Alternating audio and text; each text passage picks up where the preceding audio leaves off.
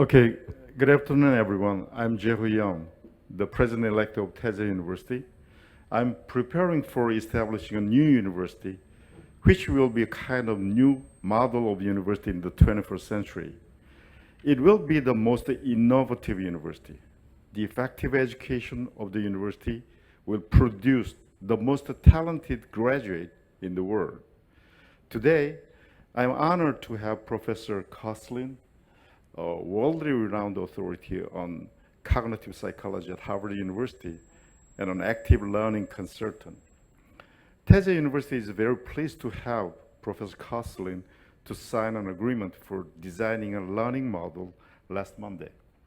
We will cooperate closely to launch a future model of university in the 21st century. Teja University is a future-oriented online university that aims to nurture global management talent, future management talent, and self-directed talent through active learning and global projects. Aiming for a top-notch university in the 21st century, we want to create the world's most advanced education system together with Professor Kosslyn. It is a really good opportunity to hear his ideas of active learning in this forum organized by Teja University. It is my honor and pleasure to preside the discussion session of the forum. We have two panels on top of Professor Kosslyn, Professor Milian of Hanyang University. She is an expert on education technology. Another panel is Professor Jung Kim. She is a professor of education in Arizona State University. You know that the most innovative university in the world. Okay, let's start. Let me ask the first question to Professor Kosslyn. Why do you believe that we Korean universities need to change the traditional education method to a new way? And what is the benefit of advantage of your active learning method for educating our students? So I'm hardly an expert on Korean educational systems, so I need to be a little careful about that. But I can say in general, there's too much emphasis on memorization, on just learning for the sake of learning, take a test, do well on test. There's not been enough emphasis on how one will actually use that information. So in particular, often what happens is what you learn in class stays in class. There's a problem called transfer. It doesn't happen. People don't use what they learn in class in the world. The traditional methods result in that. Active learning, if done properly, can result in not only learning information effectively, but also being able to use it. So the useless knowledge and information is not enough, and you just emphasize using the knowledge and information in the real world. Yeah. Okay, I got it. For the good of both the individual and society. Good. Okay. Then I just switch questions to our panelists. Professor Am, could you ask something? Stephen, we enjoyed your speech, and through your speech, I think we have listened and actually enlightened in a way that you presented a way to achieve active learning, or the purpose of active learning is to engage students in the process of learning, which will, that we hope that they will learn, right? At the end, their output is to learn and be able to use that knowledge. However, we are concerned about some of the issues that in order to have students learn, we need a very well-structured and maybe even standardized curriculum in very detailed and specific, so that the students can lead or maybe mapped in a way to learn. But this will also kind of is a dilemma for some people as to what about the student autonomy? So how can Taejae balance this guaranteeing or the best experience of student autonomy and yet have a system that supports and that is very well structured? That's an extremely good question. So What should be standardized, in my view, are the learning objectives. In the early years, the active learning exercises that are designed to help the students achieve the learning objectives should be very well structured. But as they go along in later years, you can give them more and more choice about what kinds of activities to do to address those learning objectives. This is particularly effective in experiential learning. So what they'll be doing in the cities and other countries. You can structure it in a way that they understand the goals, but they have a lot of autonomy in how to achieve those goals. So that's why you are suggesting to have a global campus experiential learning at maybe the second year and on. So in the first year, they will be learning and they will be guided with a strong foundation. And then they will be actually going to global campus to experience and their learning. That's exactly right. So I think of it in terms of scaffolding. You give them, just what you said, a solid foundation, and once they have that, then you can let them choose more and they'll do well. I think some Korean parents might like that because they want to have their children or their son and daughters to be controlled in some way, or someone is managing their time. But I think then again, it's their freedom of choice of many, courses or major areas, or maybe some other activities. Mm-hmm. Right, I agree. Okay. Okay, great. And now turn to Professor Kim. Yeah. Sure. First of all, thank you so much for your presentation today. As Professor An mentioned, I think it was really delightful and provided all the audience in terms of how we see teaching and learning that are happening in the classrooms like all over the world. So I want to kind of take us back to the discussion of active learning. And one of the things that I really appreciated in your presentation was providing some of the examples, like what kind of activities can be applied to the active learning. So, my questions, I guess it will consist of two parts. One, can you give us more solid example of what the processes look like to implement active learning in a classroom? And I saved the second part of the question for after our conversation. That's a very good question. So I think it's important to distinguish between the information transmission, content delivery part, and active learning. So you can design a class so that the information transmission has a little active learning in it, like polls and quizzes and things like that. But most of the active learning is going to take part in small breakout groups, in small groups. So that the groups are designed so that the students participating in them can not only work on a project, creating a work project, that addresses the learning objective, but in doing that, they bond. And in fact, that bonding, the social part, is a really important part of learning. So that the mere act of working together to achieve a common goal does a lot in terms of furthering your education. Yeah, thanks for the answer. So the second part is, the idea that you just conveyed, I'm individually, kind of envisioning okay, how can I incorporate that in my own teaching process, right? But at the same time, one of the things I think that a lot of institutions faced was during COVID-19, you have to move your teaching and learning to online, which is kind of similar setting to what Taejae University will be having. So the next question is, how do you envision implementing active learning in the classrooms that are happening online, such as the ones that are happening at Teja University? Right. So again, this distinction between the information transmission, that is the lecture part, and breakout groups, really important.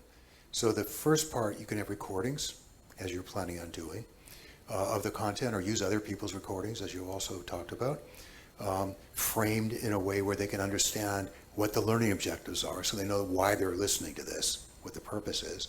And then after they get some content, they go into groups in breakout rooms, so you can do this in Zoom very easily.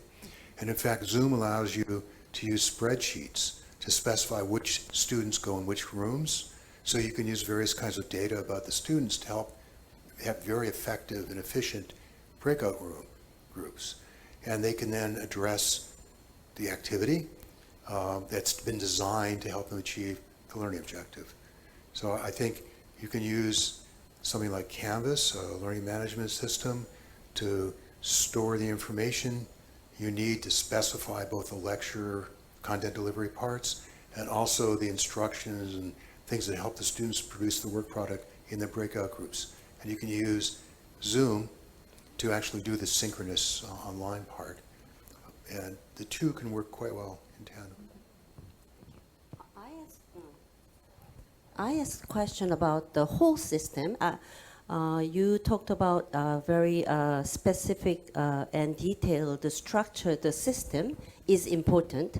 And then what Professor Kim asked you and your answers revealed that I think Taejae University will actually work on the design of the course, maybe spending more than 50% of their energy in preparing these lessons and learning objectives. Yeah, I think learning objectives is the absolute key. There are many ways to do it, and we probably won't get it right the first time. So we have to have an open attitude that we collect data on how well things are working and be willing to revise, because not everything's going to work as well as it could. So that's at multiple levels. Sometimes the active learning activities won't be as effective as need be. Sometimes the learning objectives might not be what you really want. So you have to be willing to take a big picture perspective, keep in mind the overall goals, and then adjust as data comes in. Last 2 years, we've been in the COVID mode, and we all experienced online learning.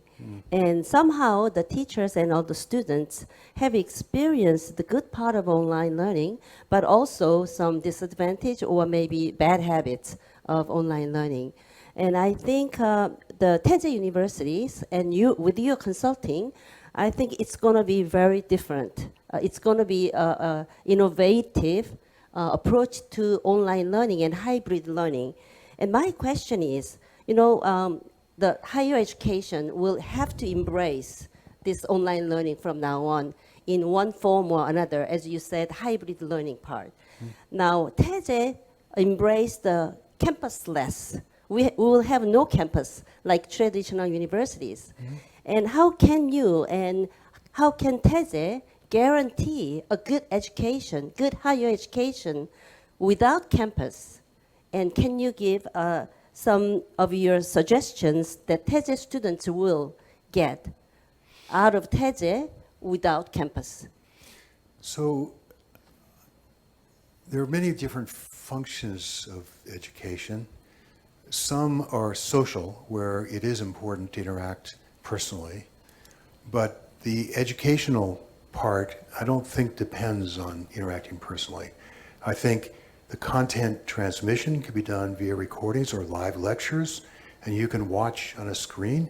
As long as you have an opportunity to ask questions, it's not so bad. And then the active learning can actually be better online. It can actually be better. And the reason for that is it's very easy. Push of a button to create breakout rooms. You can use data to put people in groups depending on what it is the activity is about and what they're good at and what they're interested in. You can collect data that'll improve it going forward. You can make it very easy to share documents and create joint work products and other sorts of things that are very easy to do online that are more difficult to do in person. It's interesting. So if you do it right, where the students interact online, they actually like it. So Foundry College, which you mentioned earlier, it has extremely good results. There's something called a Net Promoter Score, which is a measure of how much students like it, and it's over 60 for the last 2 years, I think. Very, very high. So that's evidence that this can be very, very effective if you do it right. Okay, let me interrupt a little bit. And over and over again, I just Professor Kosslyn emphasized, usually we professors design a course just a teaching based on the teaching objectives, but he just emphasized the learning objectives.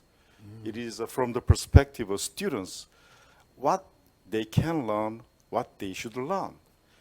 Professors should just to think about in advance and organize the syllabus in advance based on the individual students' just a capacity and some kind of a motivation and all that kind of things. How to achieve the students' learning is more important than teachers' teaching objectives. So it is a quite different one. And also, he emphasized that in the offline campuses, it is very difficult to divide the students to just form a group and discuss in a class.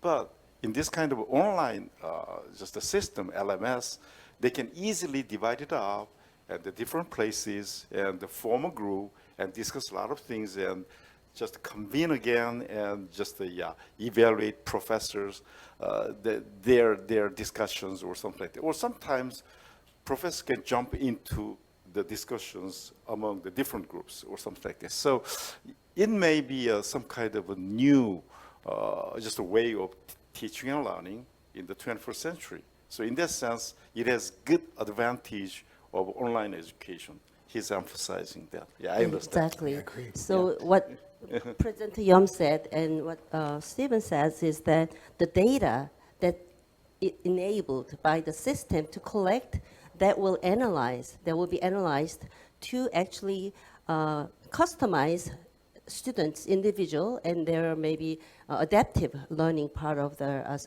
with the system. So that makes online learning even more effective and more doable and possible. Absolutely right. I'm convinced. Yeah, I think you're right. Okay, go ahead. Yeah. Sure. First, Yeah. As we are getting convinced, right? I think we are living in a time where people question about the value of higher education. Why do we need to go to college? Why do we need to get a bachelor's or higher degrees, right? So one of the questions I have to you is, how would you define collegiate or student outcomes? So it comes back to learning objectives. So you remember that list all the way from the vision and mission of the institution to the competencies of programs and so forth going down. There are learning objectives associated with each. So depending on what the learning objectives are, you measure different things. So you measure it. So they're different. When I said the futures of higher education, depending on the learning objectives, very different institutions. So there's an opportunity for a unique niche right now for Taejae to think about people who are comfortable internationally and can lead in an international context and lead at multiple levels, including being managers to provide support. It's part of a team that's actually leading. So that's a niche that I'm not sure anybody else is in. So if that is the institutional level goal, then you want to measure both the specific learning objectives that feed into that. You can measure various competencies involving leadership and so forth. But also, wouldn't it be interesting to follow them up for 5 years after they graduate and see how well they're doing in the real world? Get feedback from the employers. Why not? So that's the part where my second question comes in, which can be a little harder than the first question. So, to my knowledge, you've been involving in a lot of projects that are dreaming the futures, plural, of higher education. And I know probably like by this time there has been some evidence of what's happening to the students who went through that innovative process. Right. So how do you evaluate the success of some of those experiments or innovative attempts in Right. terms of achieving the student outcomes? So Foundry College, for example, was set up for working adults. And the goal there was to teach them, help them learn, skills and knowledge that would not easily be automated. These were working adults. We didn't want them to lose their jobs. So we taught them some basic human skills, and then they would get a third-party job credential, like entry-level Salesforce administrator or project administrator or so on. And then they got jobs. They actually got jobs. So that, the real world. Yeah, probably in that sense, we have a very big vision to make them as world leaders in various ways, but it will take time to just find out their outcomes. But from his point of view, I understand that the kind of learning capacity, and also not only learning, but he just mentioned the human skills, that is communication, interaction, understand others, and empathy, and all these kind of things are well developed in the just the foundational, just competency courses. So as Professor An just raises, that is a very serious question that we have in mind, that is the autonomy or totally just a well-designed system is a very serious problem. So for the first year, because Korean just high school graduate, they are not trained in that kind of critical thinking or creative thinking or communication and that kind of thing. So we are going to design very nicely and just a scaffolding or something like that. You just mentioned that. And then we train it very harshly in the first year. And then in the first semester of the second year, they take the two different second language, foreign languages, and also the Python, the computer languages, a tightly, just a well-designed one. And we are going to send them to foreign countries, 4 different countries. But during the summer vacations, around 8 weeks or just 2 months, we're going to provide some kind of well-designed RC program. But after that, in the just traveling around different cities, they will have their own, just like autonomy to delve into some problems, social problems in the cities and the country or something like that. So we like to balancing the well-prepared, designed programs mixed with their own very creative problem solving, just learning. So it is something like he emphasized that using the knowledges. Is it right? Yeah. But you know, I'm reminded there was a book by a French philosopher named Jean-Paul Sartre called Being and Nothingness, which I had to read as an undergraduate. There was one image that really stuck in my mind. So the book is about freedom.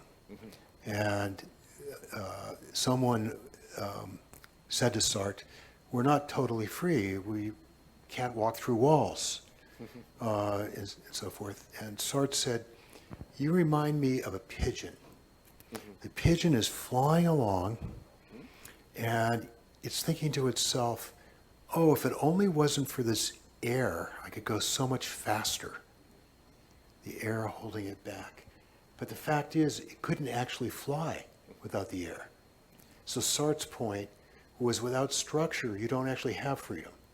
You need to have well-defined choices to be able to choose. So similarly, I would suggest that for the experiential programs, you're right, they need to have choice. But the choice should be structured. It should be learning objectives that tie in with what they've learned in class, so they can see how what they learned in class can be used in the real world, and vice versa, so that they can understand how to bring back what they've learned in the real world into their knowledge from class. So it becomes more than just one or the other. So some structure is a very good idea, but also some choice. Yeah, just like in the sky, just monitoring, just a bird eyes view, and students are wandering around in the street or something, but well structured, a well guided one. Yeah. Okay, good. Okay, go ahead. I have another question. It's from Professor Bae Sang-hoon, who is in Jeju Island right now. He's one of our preparation committee member, and he wanted to be here and meet with you to ask this question, but he had to be leading the student activity in Jeju Island. So here it comes. His question is, from your previous experiences of I know, we all know that you are the first dean of Minerva University, and you are the founder of the Foundry College, online college. So what do you regret, if any, and what would you do differently with Taejae? And so to become the world's top university, what would you suggest Taejae to do differently? So the one thing I think could have been emphasized more was what it takes to lead a full life. So the human aspect of how to function well in society and be a comfortable, productive human being. So I think there could have been more focus on that sort of thing.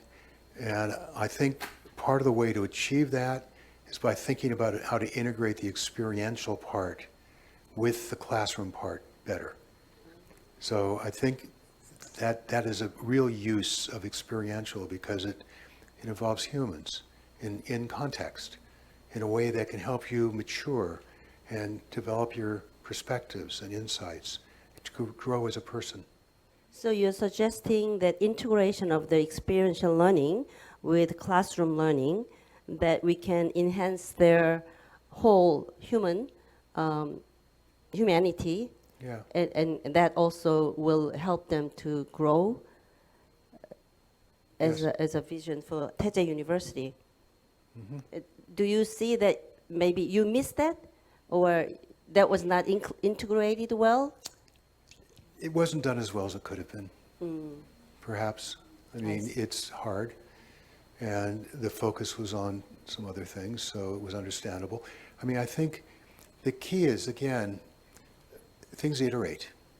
You start with the best you can, and then you get data, feedback, and you improve. And you have to keep that attitude of continually growing, changing, adapting. The world changes around you. It doesn't stay the same. So even if it worked really well now, it may not work well next year. So that attitude is really, really important. So the other efforts that I'm involved in, I thought were quite good for what they did at the time to begin with. But in terms of my looking back now, you asked what I regret, I probably would have thought more about that than I did at the time. So you can just suggest the more improved way, how to, especially for Taejae students, and you are just applying the better methods. Yeah, that's good. And it is a very new, innovative idea, just having just applying active learning in the class, especially the online classes, and then after that, just they experience some kind of, and challenged by some kind of real complex social problems and solve it by themselves with the assistance of the professors, guidance. So it is quite a balanced, dual approach of the tightly structured one that you mentioned, that scaffolded, in that way.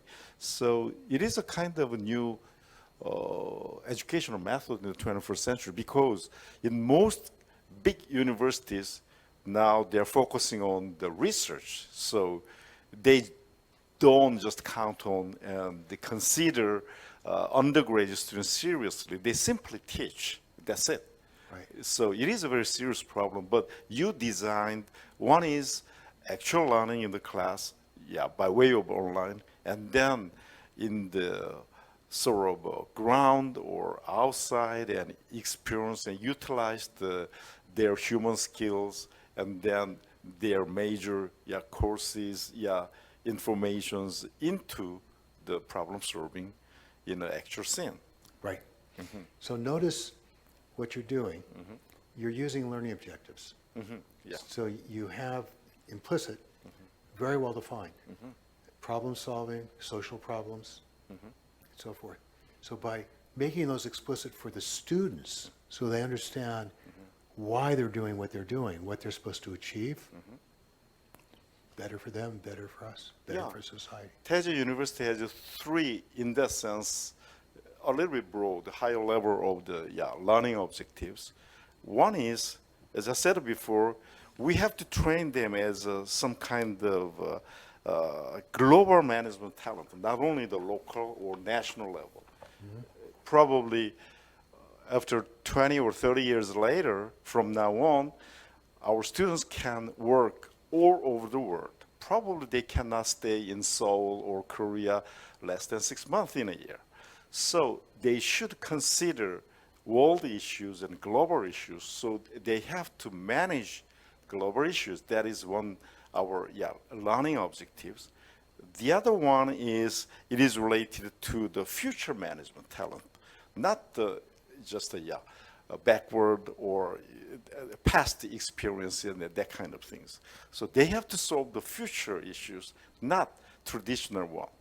And the third one is, especially as you mentioned, that in Korean cases, rote memorization and tightly controlled and the right answer, that is the common knowledge accumulation for Korean students. But from now on, they're going to live more than 100 years. So they have to develop their own just capacity and competence by themselves. They have to learn and learn over and over again. So that is the reason why we emphasize the self-directed talent. So you emphasize the learning goal, learning objectives, and our learning objectives for our student success. That is, global management and future management and the self-directed capacity. That is a major thing that my university wants to just raise our children. So I didn't list that human skill. Learning to learn. Yeah, right, That right. should have been on my list. Yeah, right. That is an essential human skill. Yeah. But I think it's very clear, listening to you, why there's a really good match between Taejae and active learning sciences. Sure. In order to achieve this kind of talent, surely we need some kind of, we just design the 6 competence of the students. That is critical thinking, creative thinking, communication, and interaction, and also global mind, and some kind of diversity or something like this. So for those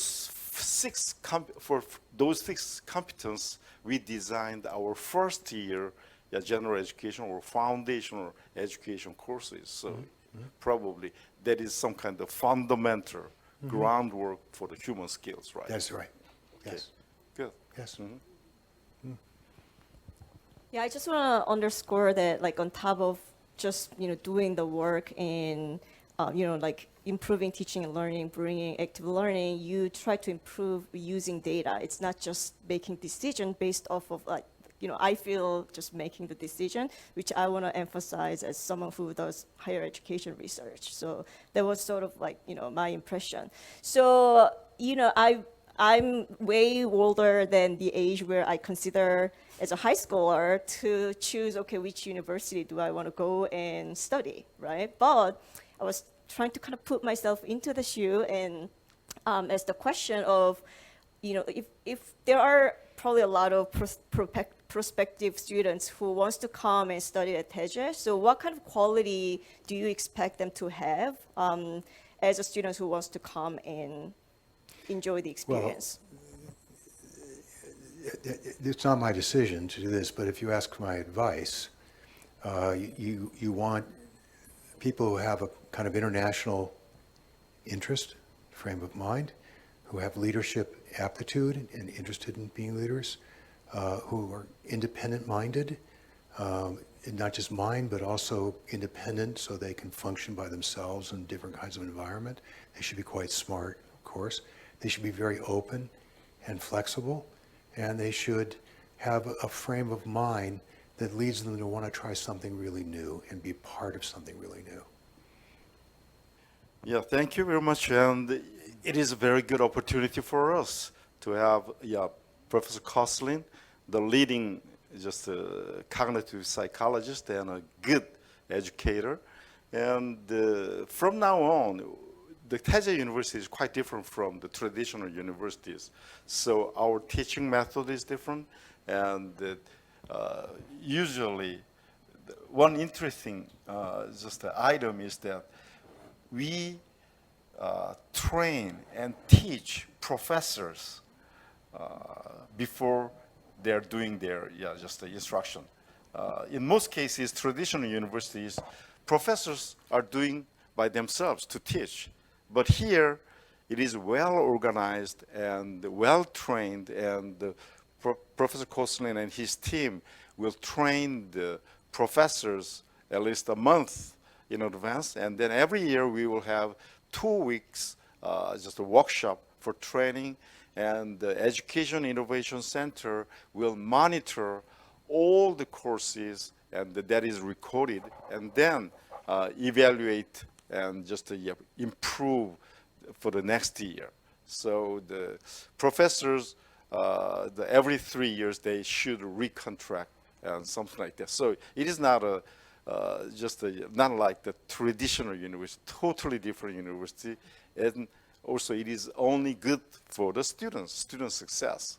So it is just starting, and Professor Kosslyn already interviewed and make around 10 small clips, video clips of YouTube, and you're gonna just consider that one later.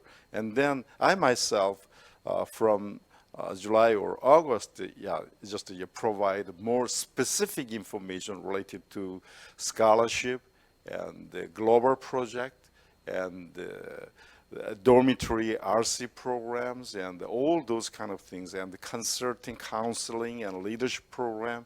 And I'm going to make some YouTube clips from now on. So please, just look at those clips, and then I hope a lot of good, talented students apply for Taejae University, and then we hope we're going to change the atmosphere of the Korean universities education in the 21st century and the future. Thank you very much for your attention, and thank you for, You were going to give us a wrap up. Can I just wrap up? Yeah, before you wrap summarize? up. Yeah, sure, yeah. Okay. Go ahead. I think what I heard and what I have researched, the Teja University is very purposefully, intentionally designed classes, courses, programs. So I feel like it's going to be designed and analyzed purposefully and intentionally with not only Dr. Kosslyn, but also a full staff from the Teja University. So it seems like it's going to be an innovative university, and I think many people will be very excited. And Teja is willing to share many of those pedagogy they develop in the future. Sure. I'll just reiterate what Professor An mentioned. As someone who went through the higher education, I'm a product of previous higher education system in Korea, and now I'm looking at the Korean higher education system from outside. So this type of innovative attempts are really exciting for me as someone who studies higher education. And it's kind of nice to see that the direction is going for the student-driven, outcome-driven, individualized learning, and also data-driven. So yeah, I think it's very exciting to see that, and looking forward to see in 5 years where the students are, what they say about the experience, and etc. Good. Very good. Thanks again, Professor Kosslyn. It is a long trip from United States under this kind of COVID-19 pandemic situation. And with his wife, she is an expert in just what is it, the counseling and clinical psychologist, and a very famous person who wrote a lot of books. So it is a very good opportunity, and from now on, he's going to visit Korea under our contract at least twice a year, and then he's going to contribute to the big jump and innovation of Korean higher education. Thank you, all of you, and thank you for panelists and Professor. Thank you. Scott. Thank you all. Thank you. Thank you.